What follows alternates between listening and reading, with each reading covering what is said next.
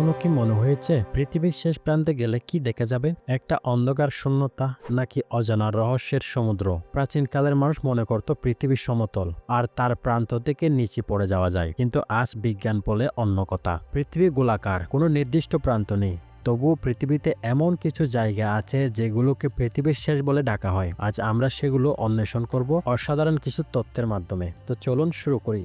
প্রথমে চলুন দক্ষিণ গোলার্ধে আর্জেন্টিনার উশুয়াইয়া। এটিকে বলা হয় ফিন দেল মন্ডো, পৃথিবীর শেষ। পৃথিবীর সবচেয়ে দক্ষিণতম শহর এটি, যেখানে অ্যান্ডিস পর্বতমালা সমুদ্রের সাথে মিলে যায়। চারদিকে বরফ ঢাকা পর্বত, পেঙ্গুইনের দল আর দূরে অ্যান্টার্কটিকার ইঙ্গিত। এখানে এসে মনে হয় যেন বিশ্বের শেষ সীমান্তে দাঁড়িয়ে আছি। ঐতিহাসিকভাবে এটি অভিযাত্রীদের গেটওয়ে। মেঘলান থেকে আধুনিক অ্যাডভেঞ্চারাররা এখান থেকে অ্যান্টার্কটিকা যায়। গ্রীষ্মের সূর্য 18 ঘন্টা উজ্জ্বল থাকে আর শীতে অন্ধকারে ঢেকে যায়। আপনি যদি ভ্রমণে যান তাহলে train of the end of the world নামের বিশেষ ট্রেনটিতে চড়ে একটি জাতীয় উদ্যান ঘুরে দেখার সুযোগ নিন, কারণ সেই অভিজ্ঞতা খুবই স্মরণীয় হবে। দ্বিতীয় স্থান হলো বার্ডেন্স এন্ডে, নরওয়ে।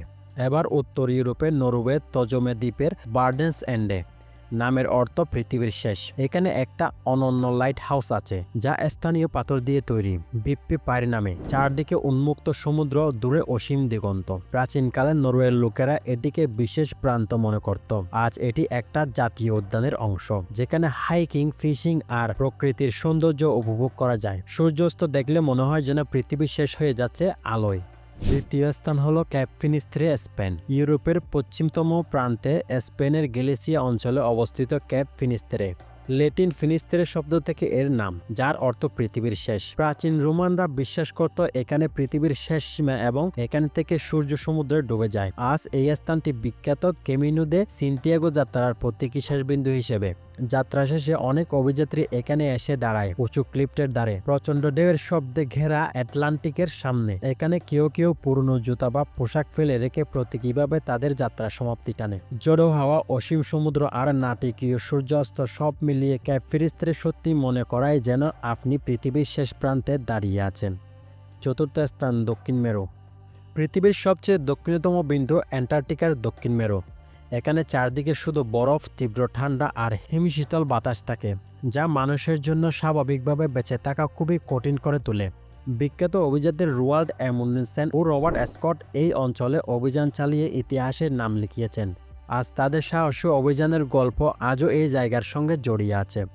বর্তমানে এখানে কিছু বিজ্ঞান গবেষণা কেন্দ্র রয়েছে, যেখানে বিজ্ঞানীরা সীমিত সময়ের জন্য কাজ করেন, কিন্তু সাধারণ মানুষের বসবাস প্রায় অসম্ভব। তাই এখানে পৃথিবীর শেষ কোণ বলা হয়, কারণ এই জায়গার পর আর কোনো জনবসতি বা মানব সভ্যতার অস্তিত্ব নেই, শুধু বিশাল বরফ আর অজানা প্রকৃতির রাজ্য। এবার একটা ভিন্ন ধরনের জায়গা দিয়ে শেষ করি। ইউক্রেনের প্রিপিয়াত। 1986 সালে ভয়াবহ পারমাণবিক দুর্ঘটনার পর হঠাৎ করে শহরটি খালি করে দেওয়া হয়। ফলে ফেরিস হুইল, স্কুল, হাসপাতাল সবকিছু ঠিক যেভাবে ছিল সেভাবেই পড়ে থাকে। মনে হয় সময় এখানেই থেমে গেছে।